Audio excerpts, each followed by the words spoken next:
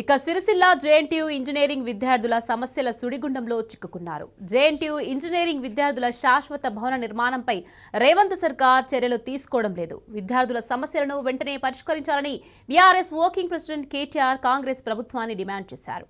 Vemulawada degree కాలేజీలో కొనసాగుతున్న తాత్కాలిక తరగతి గదులకు తాళం వేశారు.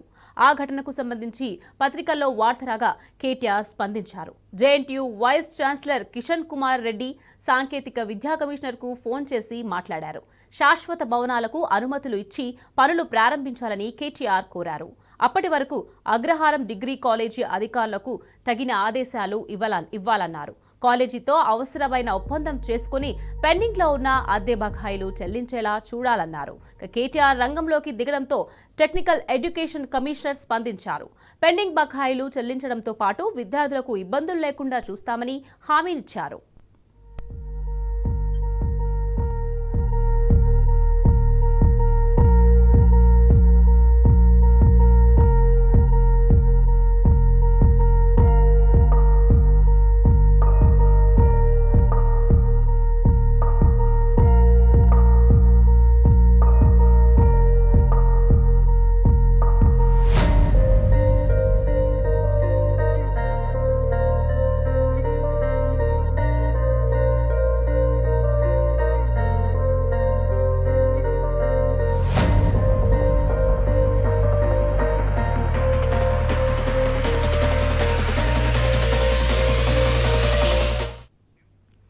సిరిసిల్లాలో జేఎన్టీయూ ఇంజనీరింగ్ కాలేజీని 2021లో బీఆర్ఎస్ ప్రభుత్వం మంజూరు చేసింది.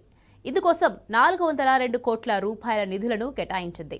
ఫస్ట్ ఇయర్ 360 మంది విద్యార్థులతో తరగతులు ప్రారంభించారు. ప్రస్తుతం 1032 మంది విద్యార్థులు చదువుకుంటున్నారు. 700 మందికి హాస్టల్ వసతి కల్పించారు. కొత్త భవనం నిర్మించే వరకు డిగ్రీ కాలేజీలో తాత్కాలిక తరగతులు నిర్వహిస్తున్నారు.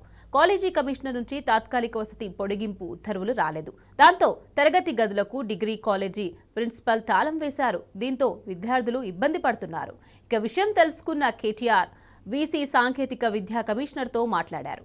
జేఎన్టీయూ ఇంజనీరింగ్ కాలేజీ టీచింగ్ వసతి సమస్యల పరిష్కారం కోసం జేఎన్టీయూ అధికారులు జూలైలో కాలేజీ కమిషనర్కు ప్రతిపాదనలు చేశారు.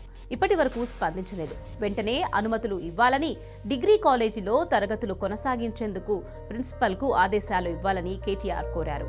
విద్యార్థుల భవిష్యత్తును దృష్టిలో ఉంచుకొని సమస్యను పరిష్కరించాలన్నారు.